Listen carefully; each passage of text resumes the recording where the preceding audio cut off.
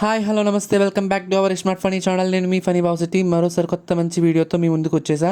1 day back post చేసిన Ambajipeta ప్రబలయుద్ధం video చూసి మీరు బాగా ఎంజాయ్ చేశారనుకుంటున్నాను. ఇంకా ఎవరైనా మన ఛానల్ని సబ్స్క్రైబ్ చేసుకోకుండా చూస్తే ప్లీజ్ సబ్స్క్రైబ్ దిస్ ఛానల్. మా ఈ ఛానల్ని మీరు ఎంతగానో ఆదరిస్తారని మనస్ఫూర్తిగా కోరుకుంటున్నా. ఇక కంటెంట్లోకి వెళ్తే టుడే వీడియోలో పెదమల్లం గ్రామ దేవత అయిన మాచేనమ్మ అమ్మవారి గురించి మనం అందరం తెలుసుకుందాం. మేము ప్రజెంట్ కోడేరు గోదావరి మీద ఉన్నాము. ఈ గోదావరిని దాటేసి అవతల కోడేరు లాకులు వస్తాయి. లాకులు దాటేస్తే 3 కిలోమీటర్స్ ఉంటుంది అక్కడి నుంచి పెదమల్లం గ్రామం. మత్స్యనమ్మ అమ్మవారి టెంపుల్ వచ్చేసి ఆచంట మండలం పెదమల్లం గ్రామంలో వెంచేసి ఉన్నారు ఈ అమ్మవారు. ప్రజెంట్ మేము ఆ అమ్మవారి మొక్కు తీర్చుకోవడానికి ఆ అమ్మవారి ఆలయానికి వెళ్తున్నాం. మాచేనమ్మ అమ్మవారిని మత్స్యనమ్మ తల్లి అని కూడా పిలుస్తారు.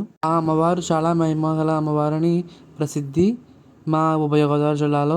అక్కడ ఆ అమ్మవారు కోరికలు తీర్చే కల్పవల్లిగా విరాజిల్లుతున్నారు. కోరిన వారికి కొంగు బంగారంగా నిలుస్తారు ఆ అమ్మవారు. మనం ఎక్కడా చూడని విధంగా ఆ అమ్మవారు బావిలో దర్శనమిస్తారు తన చిన్నారి పాపతో.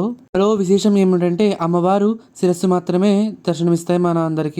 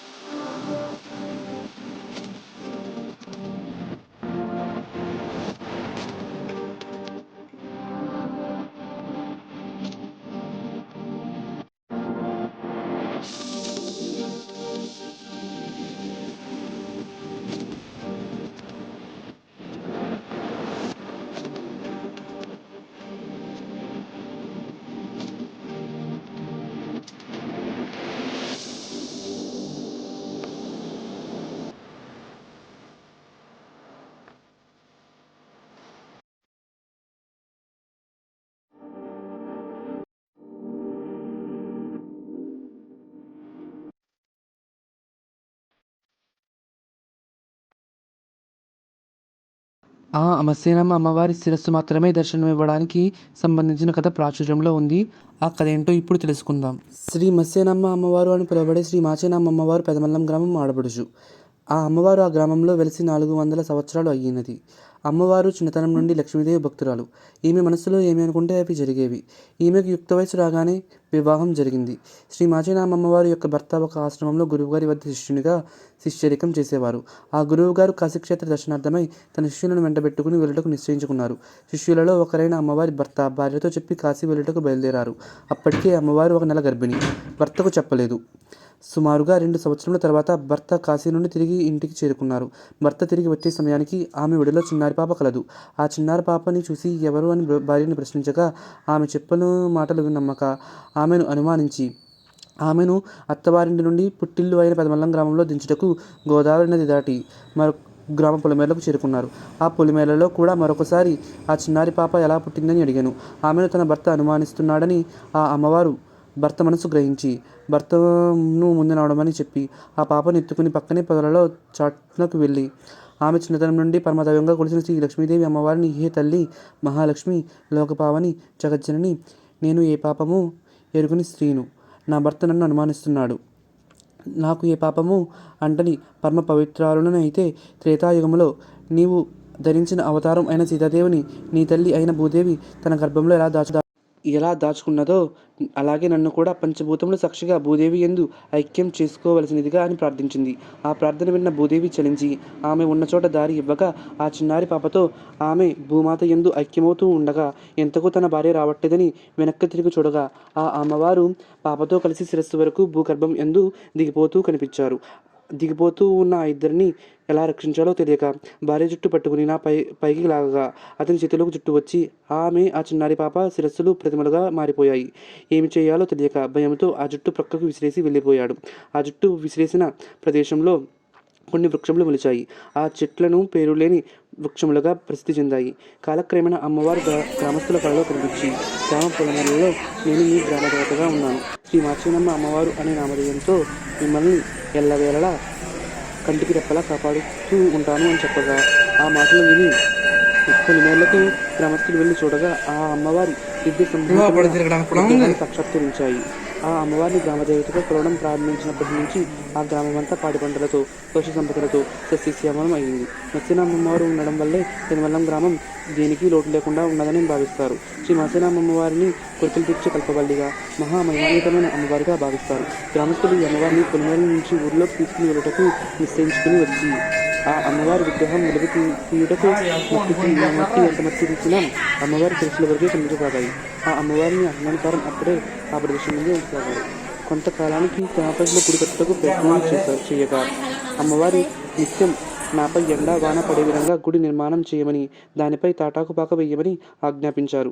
అందుకే ఇప్పటికీ ఆ అమ్మవారి శిఖరంపై తాటాకులతో కప్పి ఉంటుంది. ప్రతి సంవత్సరం వైశాఖ మాసంలో ఆ అమ్మవారి జాతర ఎంతో దేదీప్యమానంగా జరుగుతుంది. ఆ మత్స్యనామ అమ్మవారి పాదాలు రజత తోరణంతో సుమనోహరంగా భక్తులకు దర్శనమిస్తాయి. ఆ ఆలయ ప్రాంగణమంతా సకల దేవీ దేవతా విగ్రహాలతో తీర్చిదిద్దారు. ఆ అమ్మవారి ప్రతిమలు ఇలా ఉంటాయన్నమాట. ఎంతో శోభాయమానంగా తీర్చిదిద్దుతారు ఆ అమ్మవారి విగ్రహాలను. లోపల తీయడానికి పర్మిషన్ ఉంటుందో ఉండదో అని తీసాను, కానీ లోపల కూడా తీసుకోవడానికి పర్మిషన్ ఉంది. ఆ అమ్మవారి ద్వారాన్ని కంచు లోహంతో ఎంతో శోభాయమానంగా తీర్చిదిద్దారు.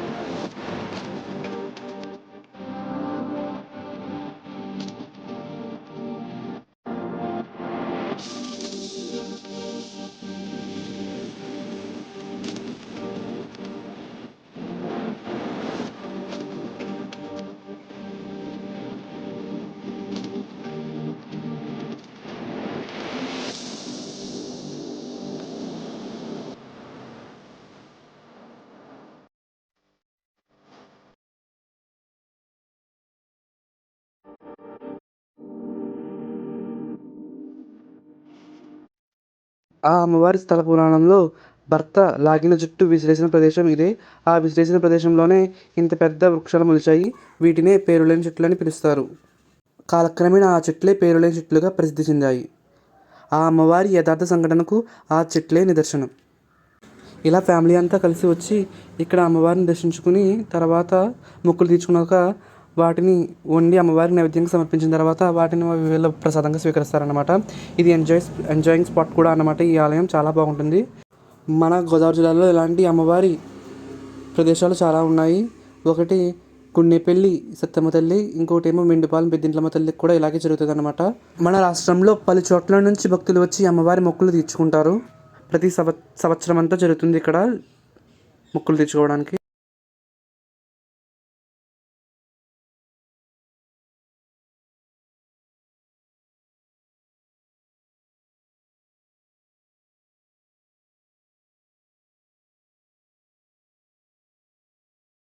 ఆ అమ్మవారు చెప్పినట్టుగా ఇప్పటిదాకా పైన పాకలానే ఉంచుతారన్నమాట. పాక చూసారు కదా, అలా ఓపెన్గా ఉంటుంది. ఎండా వాన పడుతూనే ఉంటుంది అమ్మవారికి నిత్యం.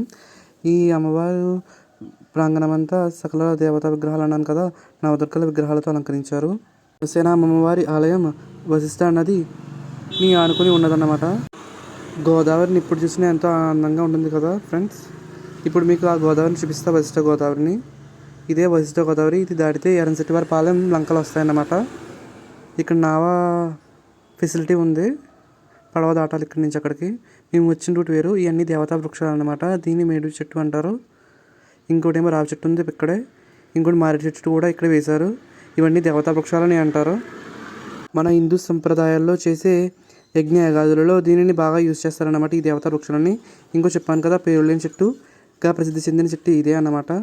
దీనిని కొంతమంది చెట్టు అని కూడా అంటారు. ఎందుకంటే అమ్మవారి జుట్టు పడింది ఈ ప్రదేశంలోనే. అక్కడ మొక్కులు తీర్చుకునే వారికి తీర్చుకుంటారు. అంటే కోళ్ళు మేకలు అక్కడ బలిస్తారన్నమాట. దాన్ని చూపించకూడదు కాబట్టి నేను చూపించట్లేదు. అక్కడ అమ్మవారి ప్రతిమ కూడా ఉంది, లక్ష్మీదేవి అమ్మవారి ప్రతిమ. ఈ చెట్టుని కూడా దేవతగా భావిస్తారు. ఎందుకంటే అమ్మవారి జుట్టు పడిన ప్రదేశం కాబట్టి పసుపు కుంకుమతో అలంకరిస్తారు. ఇక్కడ వండిన పదార్థాలని అమ్మవారికి నైవేద్యంగా సమర్పిస్తారు. దాని పక్కనే ఒక రూమ్ కింద కట్టారనమాట. అక్కడ అమ్మవారి ఫోటో విగ్రహాలు ఉంటాయి. దానికి మనం తెచ్చుకున్న చలిమిడి పానకం ఇంకా అమ్మవారికి నైవేద్యంగా సమర్పిస్తారు. టుడే ఈ వీడియో ఇక్కడితో ఎండ్ చేస్తున్నా. ఇంకో మరో మంచి వీడియోతో మేము అందరినీ కలుసుకుంటా. అంతవరకు బాయ్. ఇంకా ఎవరైనా మన ఛానల్ని సబ్స్క్రైబ్ చేసుకోకుండా చూస్తే please subscribe this channel. Please like and share this comment.